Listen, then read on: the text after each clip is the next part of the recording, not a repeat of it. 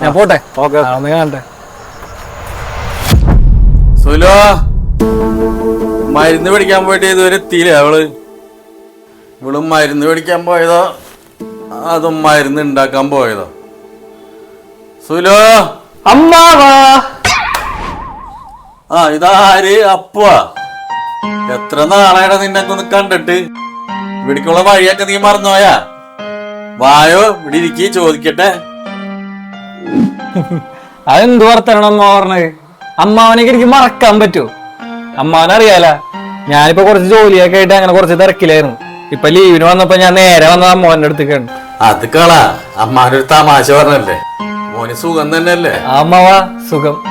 എന്താണ് പിന്നെ അമ്മാവന്റെ വിശേഷങ്ങളൊക്കെ? അമ്മാവനിപ്പൊ എങ്ങനെയുണ്ട്? വേദനയൊക്കെ കുറവുണ്ടാ?